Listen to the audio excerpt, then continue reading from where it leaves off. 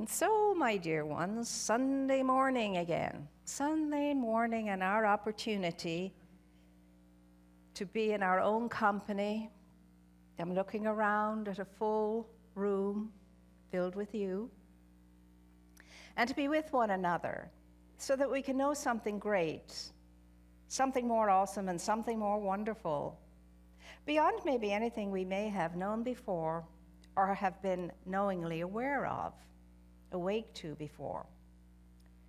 This Sunday morning we are, as we are for the rest of the month, invited to look at this thing called mindfulness, awakefulness, the power of mind, and the creative breath.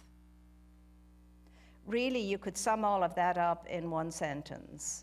We are going to focus on the power of mind this month.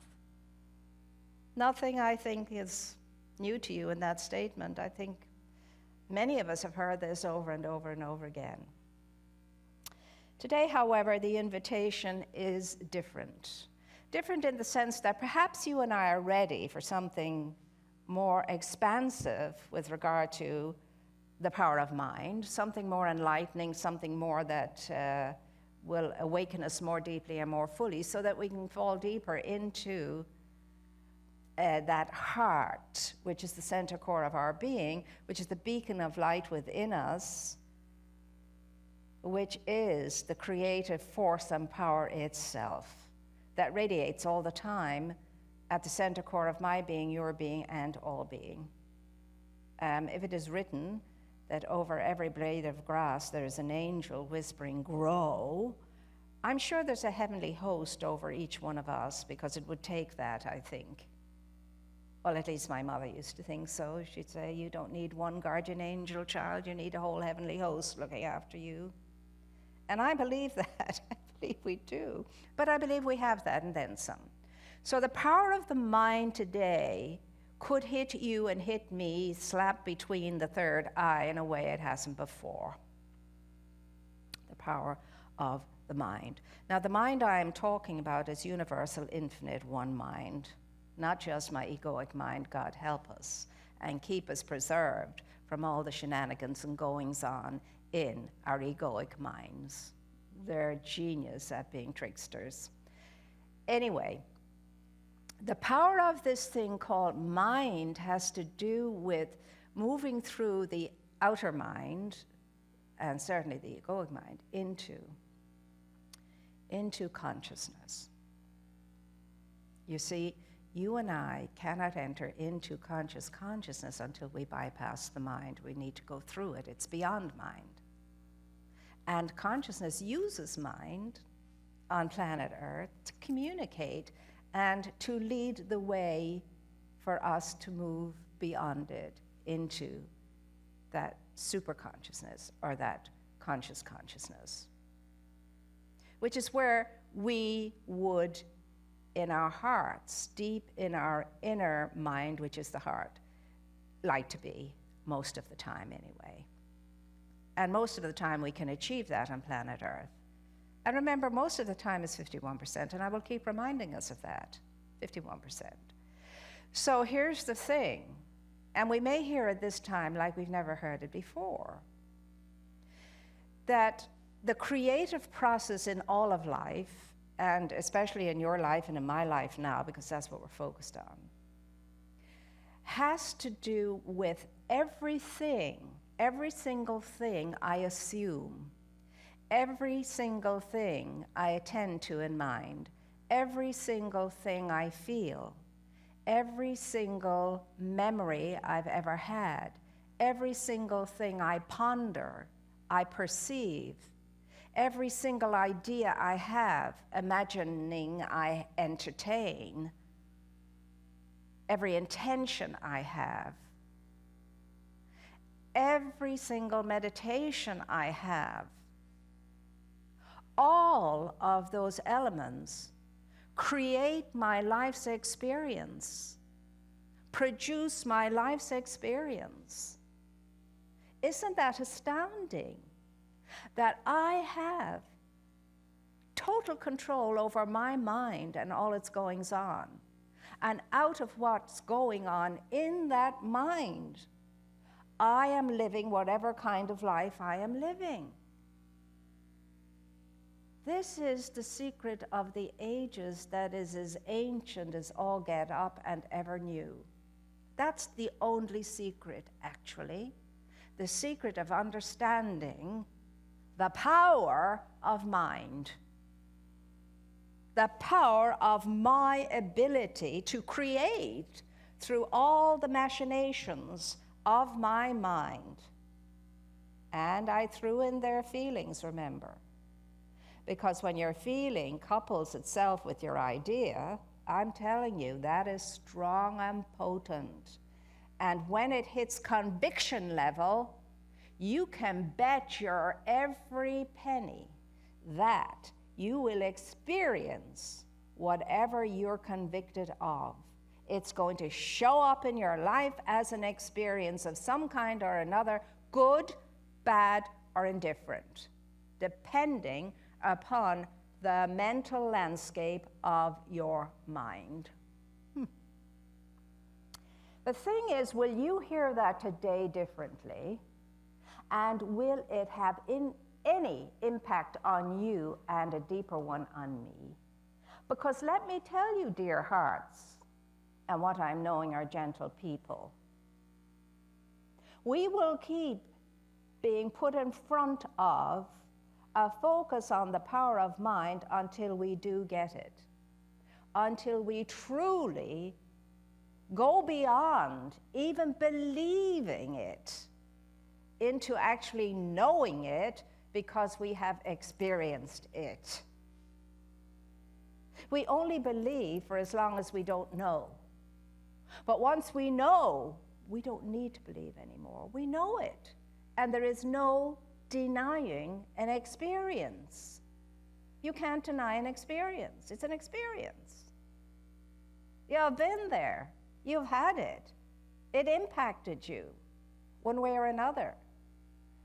So if you and I want to create this outer world that could be so much more awesomely wonderful, far less better, we must focus on the power of our mind. And let me tell you about the power of the mind as I've experienced it, and many more who have related to me, and all the study I have done, and God knows I've never left books since the time I've learned how to read. I'm always on one side of a desk or another, and I'm on each side of the desk to this very day. I'm either sitting behind the desk and sharing messages, or I'm sitting in a bench or a seat listening and learning myself. It's never stopped, and I'm glad it hasn't. And it's still not enough, because even after all of that, I know very, very, very little. And that it's a speck compared to what I could know. And that excites me. I want to know better and more. And I want the rest of my days to be the best of my days. Do you? They can be if you and I will only focus on the power of our thinking. Well, let me tell you about the cookie cutters of the dough of our mind. Yeah, we have cookie cutters that cut the dough of our mind, and I've just named them all. The feelings, the memories, the things we entertain, the love, the joy, the hatred, the suspicion, the resentments, the envies, the jealousies, the loveliness, and all that is good and whole and wholesome too. These are all the cutters that shape the dough of our minds. I'm going to ask us to take all those cutters out this week and take a good hard look at them and see, are there any we might want to let go of, reduce back into the nothingness from whence they came? Are there any more we'd like to add to that? And do you have a minus cutter and a plus cutter in the drawer of your mind where the cookie cutters are kept? Because if you do, go very carefully with that minus one. Let the pluses be more than the minuses when you're cutting out that dough. Just take a deep, hard look at that. Oh, there's the jealousy one. There's the envy one. Oh, there's the resentment one. Oh, there's the complaint one. Oh, yeah, there's the hope he gets his comeuppance one, and so on. And there's the love one, and the kindness one, and the goodness one. Those are the sun and the moon and the stars. The others are the bats and the monsters and so on and so forth. You know what I'm talking about. Take a hard, close look at that and decide to clean out that drawer. And make sure that what's going on in the dough of your mind is everything that's going to create something that's tasty and delicious and good for life, all life. Wouldn't that be a good, holy, and wholesome thing to do? Put that on your list now with all the other stuff and put it up on top. Put it up on top. Because when I talk about the landscape of the mind, it is exactly like taking care of a garden. What if somebody gave you a plot of land, a lovely plot of land, right at the back of your home? And this is a miraculous plot of land. It doesn't matter where your home is, it's going to appear there. It doesn't matter what's behind your house. It'll clear its way for this plot of land. You look into the plot of land, and it is as it was created. It's a bit wild, to say the least, but it's very good soil. And you get to plant that, take care of that, and turn that into whatever kind of a gorgeous garden you would like it to be. And because you like gardening, it's a miracle. You now love gardening. You have a passion to garden. That's part of this miracle. You can't wait to roll up your sleeves, get out there, clear the land and plant the seeds and behold the joy of harvest in such beauty and grace that's going to blossom forth as a result of your good labor. And out you go. And you start, you roll up your sleeves and you get digging. And you dig up all the dead roots, and you dig up all the stones and the rocks, and you dig up all the weeds, and you clear the land, and it's very rich soil indeed. My gosh, it's great, good, rich soil. Now, I know in America we call soil dirt. It never made any sense to me because dirt is something I clean off the windows or something like that. We call it soil. Soil. It's either poor soil or arid soil or rich soil, but it's soil. It's soil. Now you have this very rich soil. And of course, because it's so rich and it's going to be your garden, you're only going to get the very best seeds to sow in that soil because you want the very best of a gorgeous garden. Put all those English country gardens to shame when you're finished with yours. So you make a hunt for all that great good seed. You get the advice, you get the instruction, you arm yourself up with the best tools, and off you go to sow those seeds. And boy, do you sow those seeds very carefully. And then you have prepared the land with nutrients and all kinds of great good things to ensure your great harvest. And you water, and you watch, and you tend, and you take care of. And then your face bursts in joy when those first little things start to come through, those little green leaves come through, and you stand back like a proud parent and you say, see, I planted that. Those are my seeds. I planted those. And up they come, gloriously, because of your tender, loving, joyous care. Because of the way you've carefully watched over, tended, and loved them all, talked to them all, and told them how well they're doing, and they're going to be so grand and so great, and they're going to go on forever because these seeds will drop more seeds, and this is an eternal thing that's happening right here and right now. And you created it.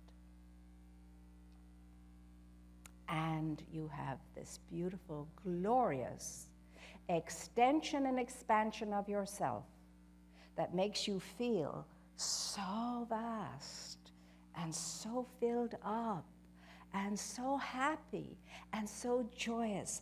And you share from the fruits, and that expands your joy because people are getting so much joy from your fruits and your flowers and your vegetables that you are sharing quite happily. You're eating some of the produce of your garden, and it makes you feel good. And you knew that that was once a seed, and you grew it. And it's self-nurturing. Oh my gosh, it's glorious. Well, your mind is the very, very same process.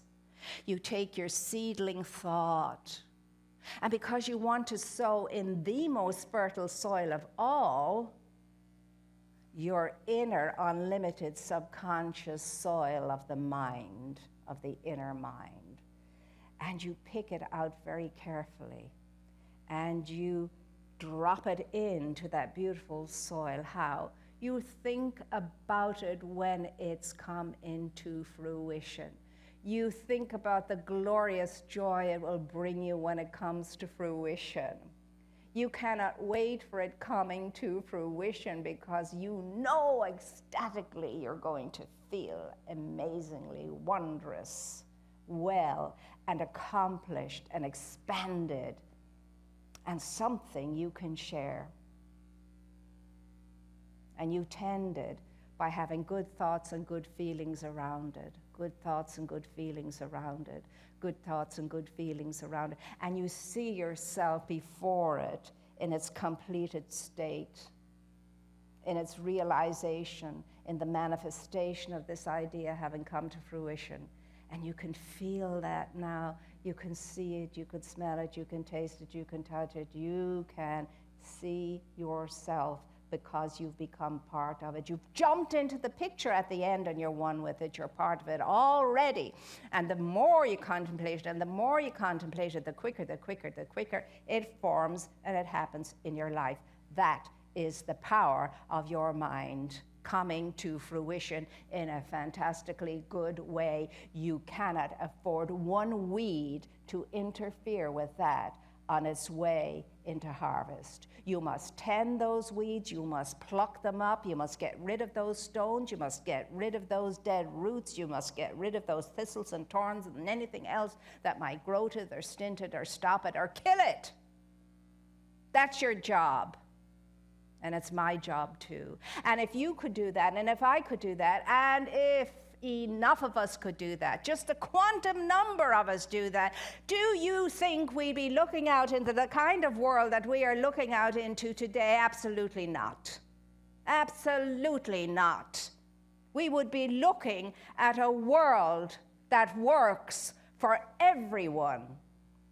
We would be looking out into a safe world for every single child to grow up and accomplish and achieve and expand and do better than we ever have done.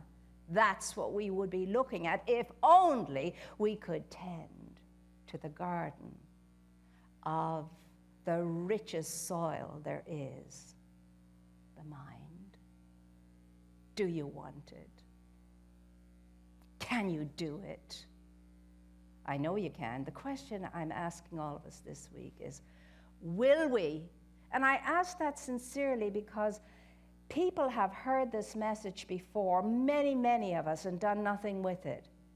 Many more of us have heard it and done a little, and very few of us have heard it and responded to it and run with it and created some good, but it's not enough. There are too few people who are tending the garden of life with all their power and all their might and putting their every breath into it. Breathe into it the life that it needs to come to seed, because you are the ordained gardeners and you have been chosen and you have said yes. So pony up now, Miss Moira, and all of us listening in. Pony up now. Get up on the pony and ride that baby like the wind into the good that we desire. That's today's message, your today's message, and so it is. Amen and hallelujah. It's a good day in the kingdom, and you are the kingdom. It's right where you are. Goodness me, why can't you enjoy it? Why can't you go for it? I say you can. Do you?